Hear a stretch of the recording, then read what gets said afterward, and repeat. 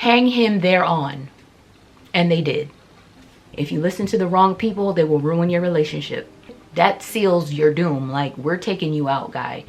Hello everyone, and welcome back to my channel. Thank you so much for being here. Today is part 10 of the Women in the Bible series, and this is the last of the Old Testament series parts.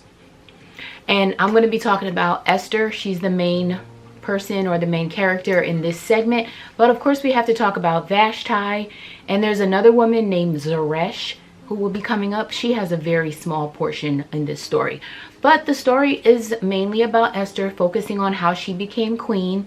She was a Jewish woman. She had an uncle named Mordecai who pretty much raised her. I guess her parents passed away at some point.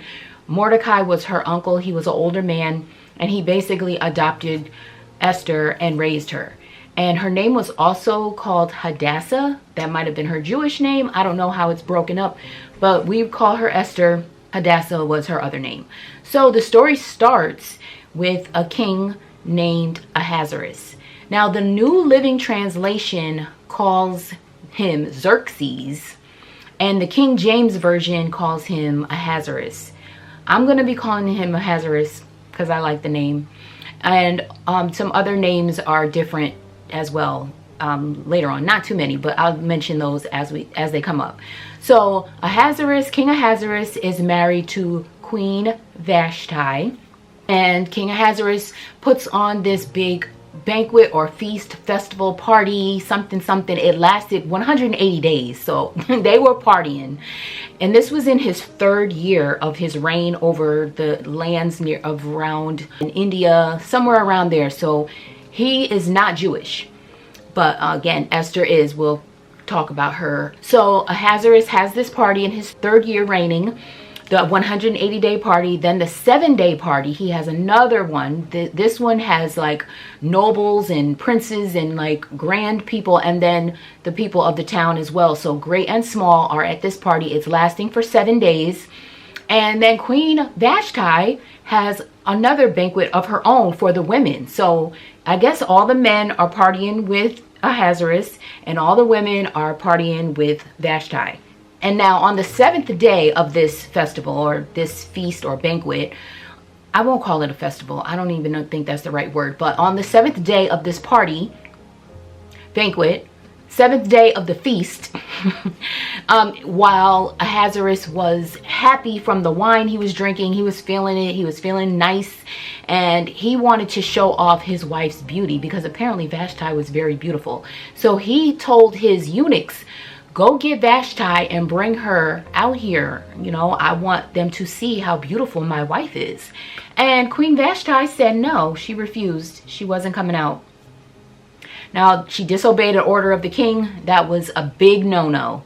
Things that I've heard, like in the religious circles that I'm affiliated with, it's always been said that Vashti was right to not come out because the men were drunk, and she would have been like parading herself through drunken men, and it was inappropriate for her to be doing that. I disagree with that take or that view of the situation. I think she was wrong because her husband was the king. He was feeling nice from the wine. If he was drunk or not, I don't think he would have done anything inappropriate to his wife, and I'm pretty much sure he either wouldn't have allowed any other men to do anything inappropriate, but they probably would have been maybe under the influence, but smart enough to know, like, you don't cross the king's wife. So I don't think that she was really in any danger at all. I think he literally just wanted to show her off to all the people. Like, you're in here partying with me. You see my palace. You see I got money. You see I have riches and jewels and all the best food in the land. But look at my wife. She is my prize. And he wanted to brag on her. And she said no, she wasn't coming out. Now, this is a lesson to the women. You know, she's hanging with these women, and I could just imagine that the eunuchs came to get her, and they were probably like, Vashti, don't go out there. Girl, don't go out there. And instead of listening to her husband and going out there and, you know, whatever, I'm just picturing, obviously this is not in the Bible whatsoever, but if you listen to the wrong people, they will ruin your relationship. When I was reading that, I'm like, this could be a message right here, or something that needs to be noted. Maybe some of those women were not married, probably didn't have a man, and told her not to listen to her husband, and she didn't go. So obviously Ahasuerus was upset. He felt embarrassed, probably. He probably was mad in his own way, and then embarrassed because she disobeyed him in front of the people.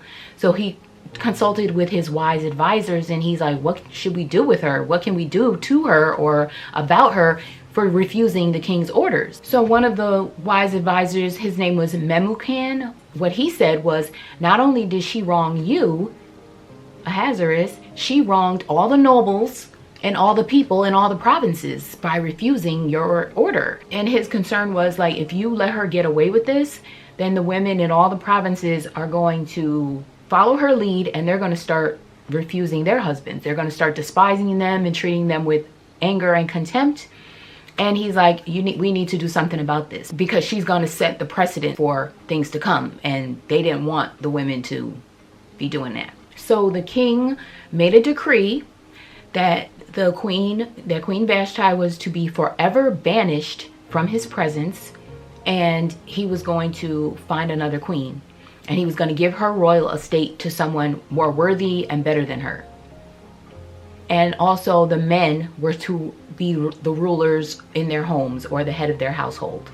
And so the decree went out to all the provinces, to all the families, all the men, all the women, all the wives, so that they would just follow. This is the decree. The man is in charge, and Vashti's out, and I'm going to replace her. So the next plan was they were going to search all the land, the empire where the king was in charge. And the land in the New Living Translation, they call it Susa, but in the King James Version, it's referred to as Shushan. So that was the region or the area. And so they decided to search all the land and find all the beautiful virgins in the land and bring them to Ahasuerus, and he was going to basically choose from them who would be the next queen. So Haggai was the king's chamberlain, and he was the keeper of the women. And so all the women around were brought to Shushan, and they had to undergo like purification treatments, beauty treatments. And this lasted for 12 months. So the first 6 months they were to be using oil of myrrh. And then the second 6 months they would be using special perfumes and ointments. And that would be their way of like just beautifying their skin, I guess, smelling good, looking good, making their skin supple and youthful and all those types of things. So that was a 12-month process, and Haggai was in charge of them. These beautiful virgins would be presented to the king one at a time, and he would pick who he liked the best, choose a wife, choose wives. I guess he had concubines and wives. I'm not sure of all those details, but then he would pick one to be the queen.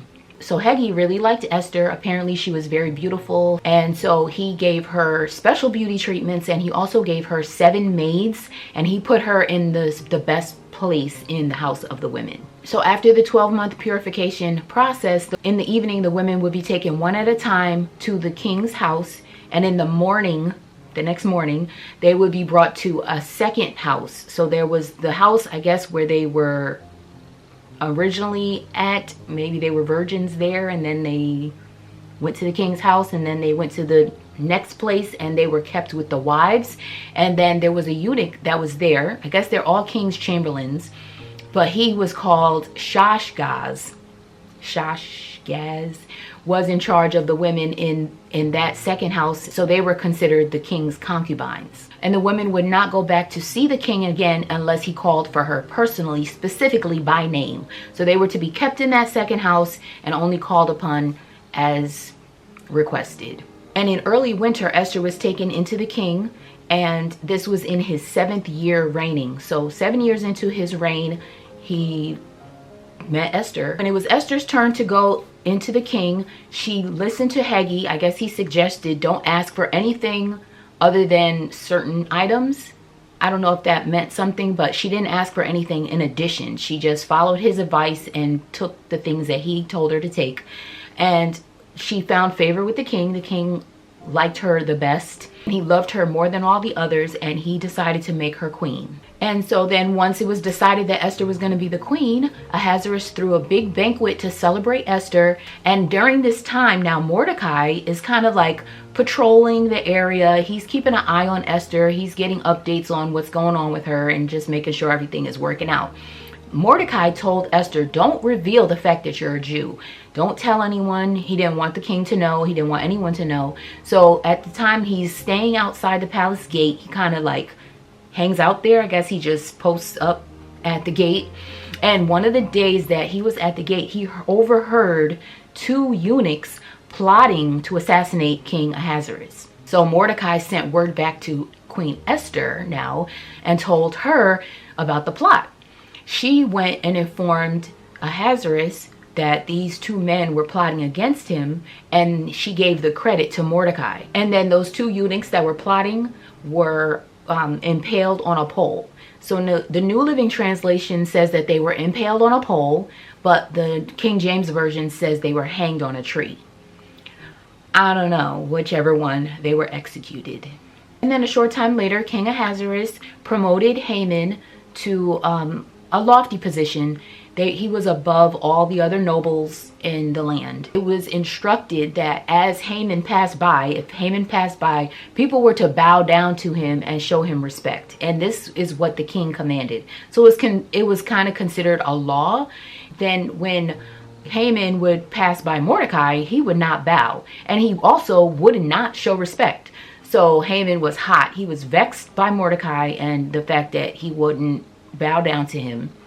And even the king's officials would question Mordecai about this. Like, he's not bowing. Mordecai told them that he was a Jew. So I don't know if that was his way of saying that was his reason for not bowing. Like, I'm not worshiping you because I'm a Jew. We don't do that. So that was their way of finding out that he was a Jew. They went and talked to Haman. Haman wanted to retaliate against Mordecai because of the fact that he wasn't showing him his proper respect. So Haman wanted to get back at Mordecai, but he decided that getting back at just Mordecai alone wasn't enough. He wanted to get back at all the Jews because it was kind of considered, I guess in his mind, he's thinking, well, if he's not bowing because he's a Jew, then none of the Jews would bow to me. So they all got to go. So he decided he was going to wipe out all the Jews in the land, in the province that they lived in. And he decided that he was going to do this. So in April, all these dates, months, and days are from the New Living Translation. I don't know how the King James Version specifies the dates, but the New Living Translation says that it was in April, the month of April, where lots were cast in front of Haman to decide when they would take action. And this was in April of the 12th year that Ahasuerus was the king. So the lot cast said that the action would be taken on March 7th of the following year. The lot was kind of like a predictor. So Haman went to King Ahasuerus to let him know, okay, there's a group of people, they keep to themselves, they have their own laws, and I guess like they think they're better than you, or they think they're better than us, and they do not keep your laws, because the king had said you're supposed to bow to Haman. This Jewish man is not bowing to me. He's not following your law. But he didn't say what the law was that they're not keeping. He just said they're not following your laws. They gotta go. And Haman even offered, I'll pay 10,000 talents of silver into the king's treasury if you allow this to happen. And King Ahasuerus respected Haman enough that he decided, whatever you say, if you feel like this needs to be done, go ahead. And of course, any decisions that were made had to come through a decree from the king. So the king said, yes, he would make the decree. And it said that he made this decree on April 17th. So the decree was that all the Jews would be slaughtered, annihilated, and killed. Killed, slaughtered, and annihilated.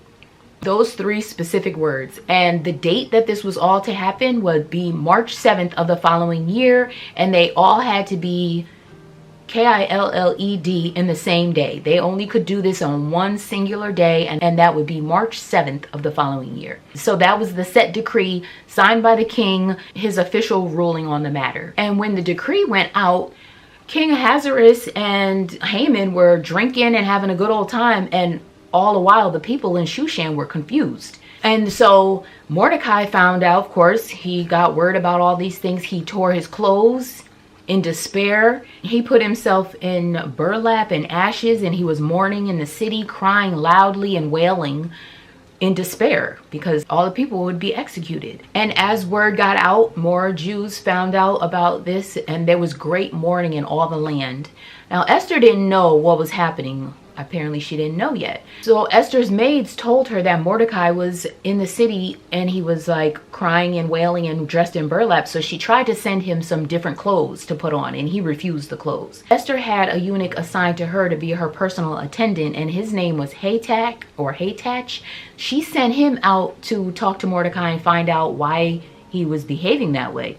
He went and got the information. Mordecai told him the whole story. He told him all about the decree, all about the plot against the Jews, of the Killing of all the Jews for 10,000 talents of silver. He even gave Hatach a copy of the decree, and he told him to give that to Esther. Show Esther this is what's happening, and tell her she needs to go before the king and plead for her people.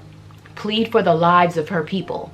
She's pretty much the only way this is not going to happen. So Esther sent word back to Mordecai that she wouldn't be able to do that. So there was a thing back then that if you entered the king's inner court without being invited, you would be subject to DEATH. And this is talked about, but I'm just like, I find it hard to believe that if Esther would have approached the king, he would have KILLED her. I'm like, he really loved her. So I'm like, why would he? But that was what the situation was. And she believed that that was a possibility. And she didn't really want to go there. So if you're not invited in, you're subject to being taken out, or I don't know how many times I can say these words without YouTube flagging me. But you could be killed if you go into the king's inner court without being invited, unless he holds out the golden scepter. And that's basically to say, like, you're good, you can come in. So she told that to Mordecai, like, this would happen to me if I approach him, if I go into these inner courts. Like, my life is on the line right now. So Mordecai told word back to her. He sent word back to Esther. He's like, do you think that if all the Jews are KILLED, that you're going to be spared just because you're in the palace? You would be taken out, and all your people will be taken out as well. So he's like, if you don't do something now, the Jews are going to be delivered at some point. But you and all your relatives will be dead when that happens. But you're in a position now to do something, and maybe you are in that position specifically because of this. Like, in order to do something for such a time as this, in order to stop this from happening. So Esther decided, I'm going to do it. She told Mordecai, gather all the Jews in the land, get everybody together, and she told them to fast for her. So she said, don't eat or drink anything for 3 days and nights, and I'm going to go and talk to the king. I'm going to put my life on the line and enter his inner court, and whatever happens, happens. So on the third day of the fast, Esther put on her royal robes and she proceeded into the king's inner court. And she was standing there. He saw her and he gladly held out his golden scepter. I knew he would. He held out the golden scepter and invited her forward and asked her, what do you want? While she was before him, she invited him to a banquet. She invited him and Haman. Please come to this banquet. That was her request. So at the banquet now, they're there. The three of them are together and they're drinking wine and having a nice time. And then the king turns to Esther and he's like, what do you really want? Like, I know you didn't really want to just call me to this banquet. Like, what do you really want? So all she did at that point was invite them to another banquet. She's like, you and Haman come back to another banquet that I want to host for you all tomorrow. And at that banquet, I'll tell you what I want. So he said, okay. And they went on their way. So Haman's going home now. He's all hyped because he was at a banquet with the king and queen. He's feeling good about himself because he's thinking he's in, like all the way in now. Like the queen is inviting me to a banquet. It's just me, her, and the king. So he thought he was in. He's on his way home and he's on cloud 9. But then he sees Mordecai as he passes the gate. And Mordecai is doing, what he normally does, not bowing.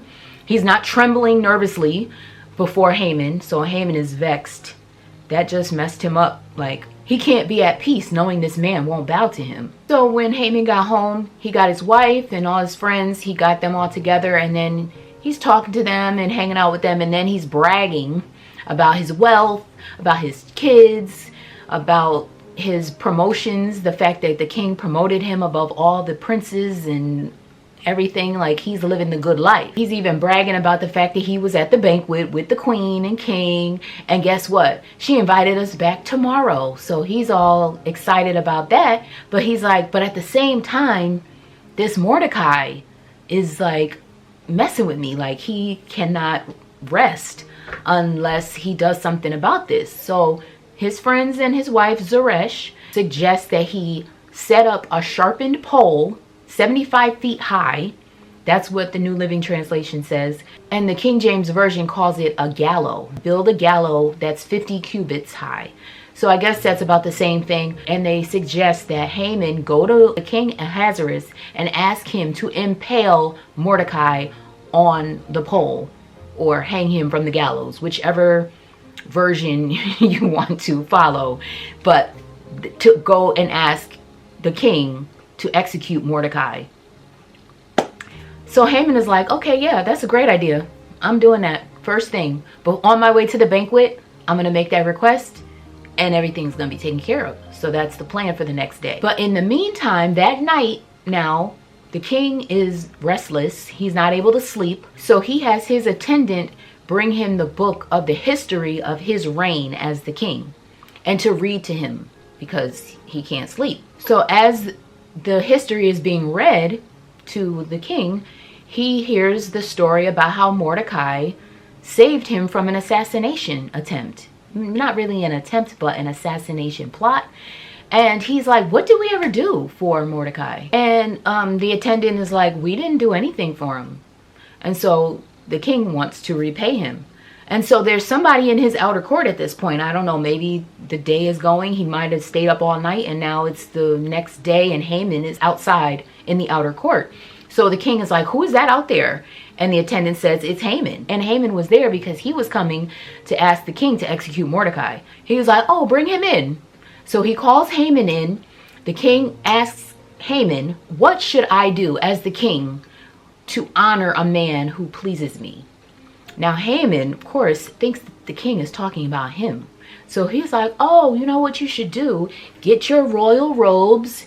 Get one of your horses that you have actually ridden on. One of the horses that has the royal emblem on his head. Even have one of your most noble officials present him with these items so that the official can see how you honor someone. When he has the royal robes on, let him ride on the horse and let that most noble official guide him around the city square, shouting, this is what the king does for someone he wishes to honor. So the king is like, oh, great. That's great. That's a great idea. He's like, do that exact thing for Mordecai. So he was coming to try to get him executed. And here's the king planning to honor him. And Haman has to carry out the honor. So he went and did what he was told. And then he went home dejected and humiliated. And he was sad and looking sorry. And his wife, Zeresh, and some of the other wise advisors were like, you know what? Because Mordecai is a Jew, any of your plots against him are not going to succeed. And it will actually be fatal if you continue to oppose him. The wise advisors, even Zeresh, got word like, you're not going to win against this man. And while they were having this conversation, the king's eunuchs came to get Haman to bring him to Esther's banquet. So they get to the banquet. They're there now drinking their wine and having a nice little time. Haman is thinking it's all good. And so the king turns to Esther once again and says, now, what do you really want? What do you want? So Esther asks that her life and the lives of her people be spared. It looks like at this point she's revealing to the king that she is a Jew. And so she's like, my people's lives have been bought for 10,000 talents of silver and they're sold to death, a complete annihilation of a people. And I cannot bear that to happen. And the king is like, who did that? Who paid that price? And she said, the adversary and enemy is this wicked Haman. And he's sitting right there. She didn't ask him to leave. She didn't talk about him behind his back. He's sitting right there. He's distraught now. He knows he's done for. So the king storms out. He goes out into the palace garden. I guess he needed to cool off for a minute. And while he's out there, Haman is now begging for his life because he knows it's the end for him. So I guess the queen, Esther, she's like on a chaise, some kind of couch, or maybe not her actual bed, but I'm sure it was like something that she was laying on. Haman like falls on that, pleading for her to make sure that he doesn't get killed. And while he's like laying across her bed, while she's sitting on it, the king comes back in. And he's like, what are you doing? Like, you're assaulting the queen in the palace right in front of me? So at that point, the king's attendants cover Haman's head. That seals your doom. Like, we're taking you out, guy. So snatched him up. And then one of the attendants, his name was Harbona, revealed to the king that Haman had set up this pole, this sharpened pole, or these gallows. And so the king is like, hang him thereon. And they did. And then once he was hanged on the gallows or this sharpened pole, the king's anger subsided. Suddenly he was feeling much better. So at this point, Esther has already revealed that she's a Jew. So she also reveals her relation to Mordecai. He's her uncle. And so because Haman is now gone, the king gave all of Haman's property to Queen Esther. So it's hers now. And then when she revealed her relation to Mordecai, the king gave Mordecai his signet ring. So he had originally given it to Haman. He took it back. And then Esther gave Haman's land that had been given to her. She gave it to Mordecai.